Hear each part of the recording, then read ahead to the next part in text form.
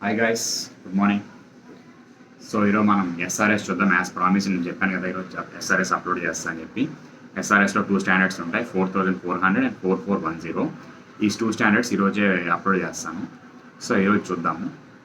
So ఇప్పుడు SRS standards on related services. So ఇక్కడ మామూలుగా మనకి అష్యూరెన్స్ ఎంగేజ్మెంట్కి అండ్ ఈ రిలేటెడ్ సర్వీస్కి తేడా ఏంటో తెలుసుకోవాలి ఫస్ట్. సో అష్యూరెన్స్ ఎంగేజ్మెంట్ అంటే ప్రాక్టీషనర్ అనేవాడు ఒక ఒపీనియన్ అనేది ఎక్స్ప్రెస్ చేస్తాడు. ఏంటి ఇలాగా ఎందుకోసం టు ఇంటెండెడ్ యూజర్స్కైనా స్పెసిఫిక్ యూజర్స్కైనా సరే ఒక కాన్ఫిడెంట్ డెసిషన్స్ అనేది తీసుకునే దానికోసం అని చెప్పి ఆ అష్యూరెన్స్ ఎంగేజ్మెంట్ అని ప్రొవైడ్ చేస్తాడు. బట్ వేరే ఇక్కడికి వచ్చేదానికి రిలేటెడ్ సర్వీస్కి వచ్చేదానికి ఏంటంటే ఇక్కడ మనం ఒపీనియన్ మేము ఎక్స్ప్రెస్ చేయడు. జస్ట్ ఒక సర్వీస్ ఏదైతే నీడెడ్ టు ది క్లయింట్ ఆ సర్వీస్ మాత్రమే ప్రొవైడ్ చేస్తాడు. లైక్ కంపైలేషన్స్ లేదా ఇంకేదైనా ఒక అకౌంట్స్ రిలేటెడ్ వర్క్ దాని యొక్క వెరిఫికేషన్ సంథింగ్ అలా జస్ట్ ఫ్యాక్చువల్ ఫైండింగ్స్ అనేవి ఫైండ్ చేసి ఇస్తాడు. కానీ ఇలాగ ఒపీనియన్ అనేది ఎక్స్ప్రెస్ చేయడం అనేది ఉండదు. ఇక్కడ మెయిన్ పాయింట్ ఇదే అనమాట. ఒపీనియన్ అనేది ఎక్స్ప్రెస్ చేయరు ఎప్పుడు అనేది, జస్ట్ వాళ్ళు సర్వీస్ అనేది మాత్రమే ప్రొవైడ్ చేస్తారు. సో అది ఏంటి అనేది మనం ఇప్పుడు చూద్దాం. సో బేసిక్ క్లారిటీ ఉండాలి. అష్యూరెన్స్కి డిఫరెన్స్ ఏంటి, రిలేటెడ్ సర్వీస్కి వచ్చే డిఫరెన్స్ ఏంటని మనకు తెలియాలి. సో ఇప్పుడు మీకు అర్థమైంది కదా అష్యూరెన్స్ అంటే ఏంటి, రిలేటెడ్ సర్వీస్కి వచ్చే డిఫరెన్స్ ఏమవుతుందని చెప్పి. సో దీన్ని బట్టి మనం చూద్దాం. ఇప్పుడు ఇక్కడ 2 స్టాండర్డ్స్ ఉంటాయి, అగ్రీడ్ అపాన్ ప్రొసీజర్స్ మీద అండ్ కంపైలేషన్ అరేంజ్మెంట్స్ మీద. సో ఇప్పుడు ఫస్ట్ 4400 చూద్దాం. అదేంటంటే అగ్రీడ్ అపాన్ ప్రొసీజర్స్ మీద. ఓకేనా, స్టార్ట్ చేద్దాం. చూడండి, SRS 4400 engagement to perform agreed upon procedures regarding financial information. ఏంటి బేసిక్స్ చూద్దాం.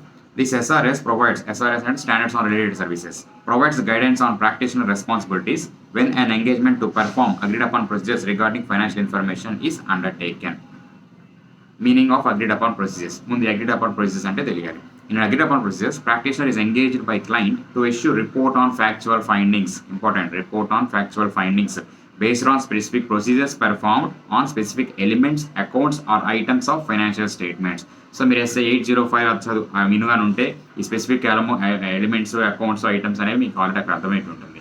సో ఒక ఫ్యాక్చువల్ ఫైండింగ్స్ అనే రిపోర్ట్ అనేది ఇష్యూ చేయాలి క్లయింట్కి, based on the specific procedures performed by the auditor or practitioner. So మామూలుగా ఏంటి ఆ ఎలిమెంట్స్ అంటే accounts payable, accounts receivables, inventory, purchase from related parties, segment profit, ఇవి. అండ్ ఇంకో next important point, no assurance is provided in report. Such agreed upon procedures are non-assurance engagements.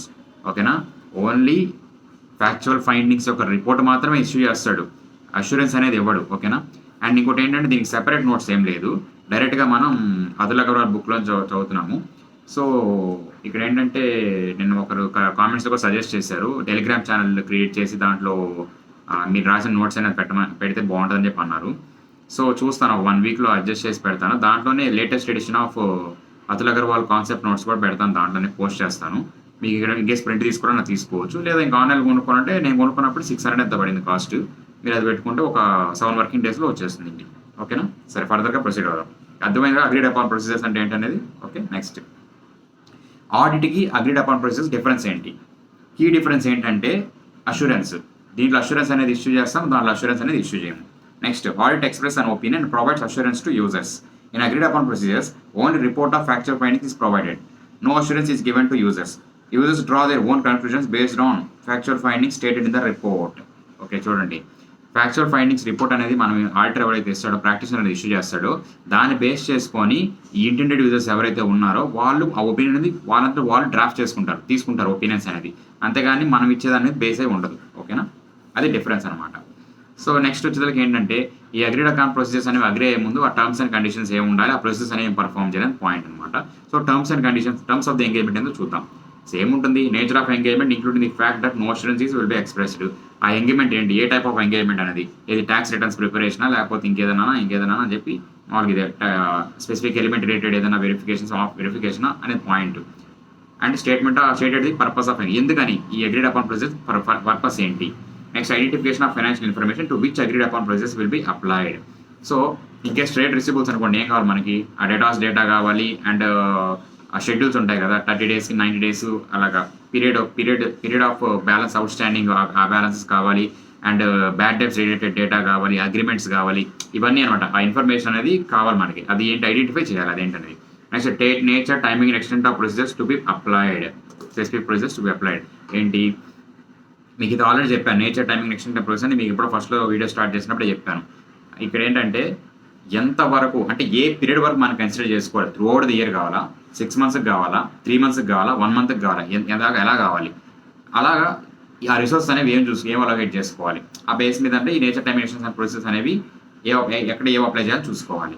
Next limitation on distribution of report on factual findings. Distribution would be restricted to parties who have agreed to procedures to be performed. So ఇక్కడ ఏంటంటే limited distribution అనమాట. So ఇది only management purpose కోసమే తీసుకుంటుంది, కానీ ఎవరికి బయట stake holders issue చేయదు కదా. సో ఆ టర్మ్స్ ఆఫ్ ఎంగేజ్మెంట్లో కూడా ఏం యాడ్ చేయాలంటే దీని యొక్క ఇంటెండెడ్ యూజర్స్ ఎవరు అండ్ ఇది లిమిటెడ్ డిస్ట్రిబ్యూషన్ కాదని చెప్పి చూసుకోవాలి. లిమిటెడ్ డిస్ట్రిబ్యూషన్ అయ్యి ఉండాలి. ఓకేనా. నెక్స్ట్ ప్రొసీజర్స్ ఏం పర్ఫామ్ చేస్తాం, basic enquiry and analysis, recomputation, comparison and other accuracy checks, observation, inspection, obtaining confirmations. So ఇది అంత ఇంపార్టెంట్ ఏం కాదు, జస్ట్ పాయింట్స్ అంతే. ఓకే. నెక్స్ట్ అంతే, ఎస్ఏ 4400 సిరీస్ 4400 అయిపోయింది స్టాండర్డ్. ఏంటది, engagement to perform agreed upon procedure regarding financial. ఏం చూసాము, ఫస్ట్ వచ్చి అగ్రీడ్ అపాన్ ప్రొసీజర్స్ అంటే చూసాం, దాంతో difference between audit and agreed upon procedures చూసాం, తర్వాత టర్మ్స్ ఆఫ్ కండిషన్స్ చూసాం, దాంతో ప్రొసీజర్స్ అనేది చూసాం. ఇంకా దాంతో రిపోర్టింగ్ అనే ఒక పాయింట్ ఉంటుంది. రిపోర్టింగ్ అనేది మీకు ఆల్రెడీ నేను చెప్పాను, 800 సిరీస్ స్టార్ట్ చేసినప్పుడు చెప్పాను ఏం చేస్తాను. ఫస్ట్ టైటిల్, అడ్రస్ ఇలా రాసి లాస్ట్లో place, date of signature, place, ఆ సైను అవి రాసుకొని మధ్యలో ఏంటంటే మనం ఏవైతే పాయింట్స్ నేర్చుకున్నాం ఇంపార్టెంట్, ఇప్పుడు ఫ్యాక్చువల్ ఫైండింగ్స్ గురించి ఆ పాయింట్, టర్మ్స్ ఆఫ్ ఎంగేజ్మెంట్ ఆ point, and no students will be provided ఆ పాయింట్, ఈ పాయింట్స్ అని మెన్షన్ చేద్దామని చెప్పాను. ఎందుకంటే ప్రతి దాంట్లో రిపోర్ట్ అనేది స్పెసిఫిక్గా అన్ని పాయింట్స్ని గుర్తుపెట్టుకోవడం కష్టం కాబట్టి సో మనం ఇలా చేస్తున్నాం అనమాట. ఓకేనా. ఇది ఎస్ఏ 4400. సో నేను నెక్స్ట్ వీడియోలో 4410 రికార్డ్ చేస్తాను. నేను సెపరేట్ వీడియోస్ రికార్డ్ చేస్తాను, ఎందుకంటే ఎవరికి ఏదో అవసరం వాళ్ళు చూసుకుంటారని చెప్పి. సో ఓకే, వెంటనే కలుద్దాం మళ్ళీ 4410లో.